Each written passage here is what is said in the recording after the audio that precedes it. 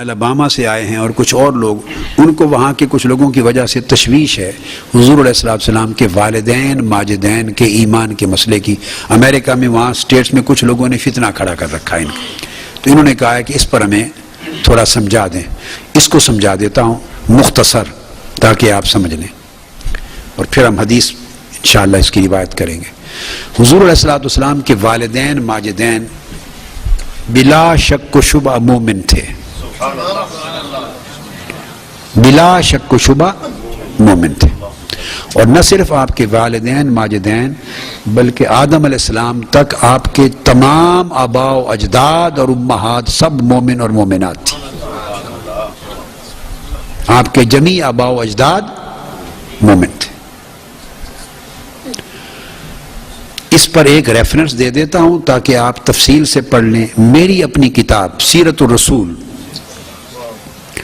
اس کا 2 والیومز، پہلے تو ہے مقدمہ، اس کے بعد 3rd والیوم بن جاتا ہے۔ کیا 3rd والیوم، جس میں عرب، حضور علیہ السلام کی ولادت سے پہلے عرب کے حالات کا تذکرہ ہے، دور جاہلیت کا تذکرہ ہے، پھر آقا علیہ السلام کی ولادت کا بیان ہے، اور 5 سال کی عمر مبارک تک آپ کی حیات طیبہ کا ذکر ہے، پھر حضرت آپ کی والدہ ماجدہ سیدہ آمنہ رضی اللہ تعالیٰ عنہ کے وصال کا ذکر ہے۔ وہ والیوم دیکھ لیں، والیوم 3 ہے غالباً۔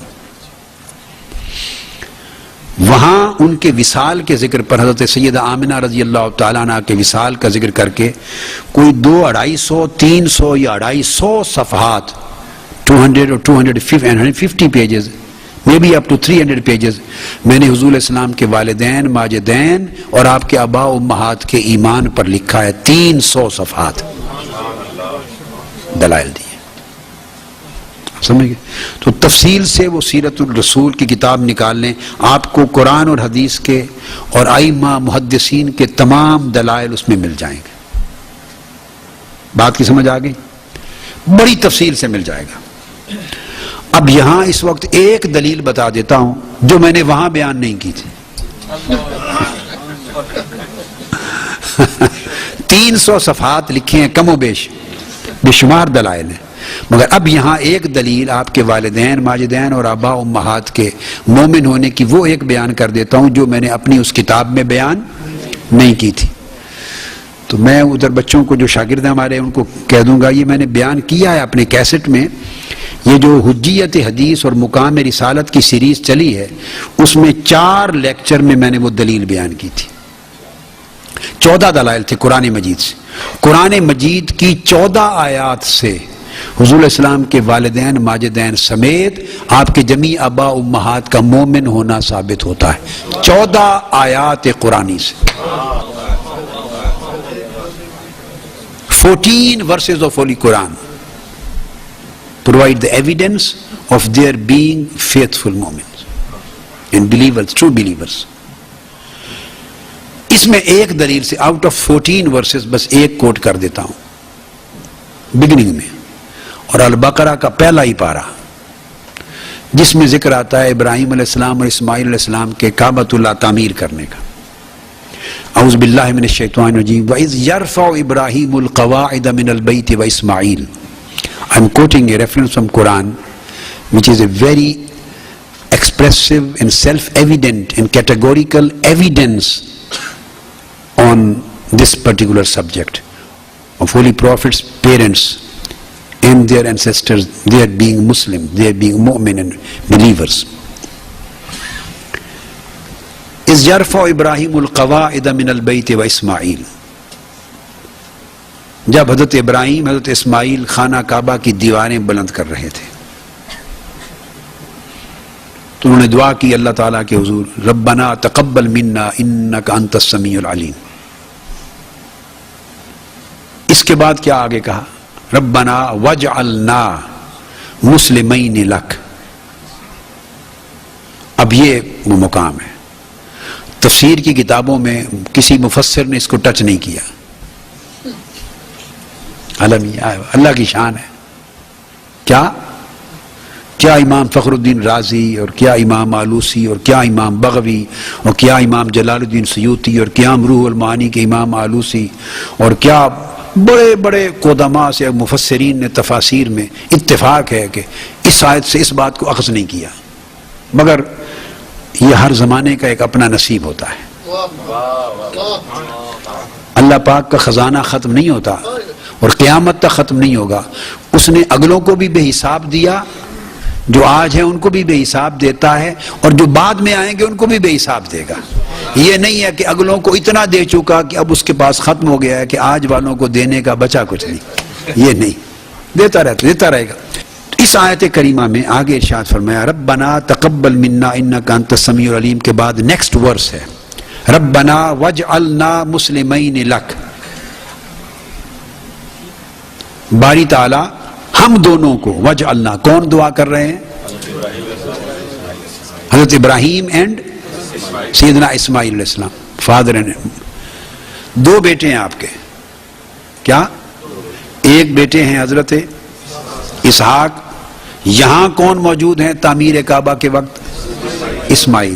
تو جب یہاں باپ اور بیٹا دعا کر رہے ہیں ربنا واجعلنا، ہمیں بنا، تو تثنیہ کا صیغہ استعمال کیا دو کا، مسلمین لک، ہم دونوں کو۔ ابراہیم علیہ السلام کہہ رہے ہیں کہ مجھے اور میرے بیٹے اسماعیل، ہم دونوں کو بنا مسلمین look, you are true obedient and you are true submissive to your commandments, true faithful, true believers, true submissive. ہم دونوں کو، ایز ابراہیم اور اسماعیل، اس پہ کنسنٹریشن ہے، ایمفیسس ہے، ہم دونوں کو مسلمین لک بنا۔ آگئی بات، آگے یہ پہلا پارٹ ہے دعا کا، سپلیکیشن، فرسٹ پارٹ، ربنا واجعلنا مسلمین لک ومن ذریتنا امتا مسلمتا لک، ومن ذریتنا امتا مسلمتا لک، اور ہماری ذریت میں سے امت مسلمہ قائم فرما۔ ابراہیم علیہ السلام along with سیدنا اسماعیل this son، وہ دعا کر رہے ہیں کہ باری تعالیٰ ہماری جنریشن میں سے، جو ہماری اولاد آئے گی، ہمارے چلڈرن، یکس جنریشن جو ہماری اولاد ہوگی، ذریتنا، ہماری ذریت میں سے امتم مسلمتن بنا، مسلمتن لک۔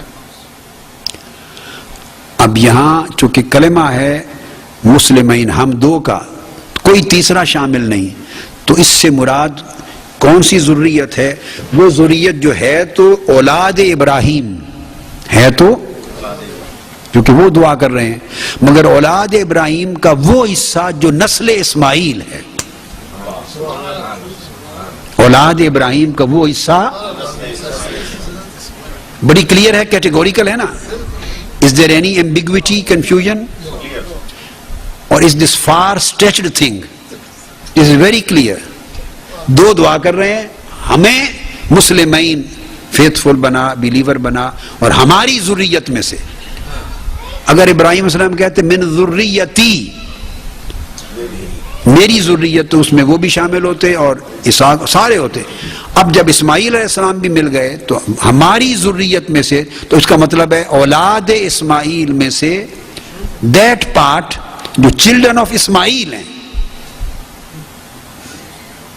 اسماعیل علیہ السلام کی جو نسل، اولاد ابراہیم میں سے نسل اسماعیل میں سے، کیا یہ نہیں فرمایا وذریتنا، ہماری ذریت کو ایسا بنا امت مسلمہ، نہ کیا؟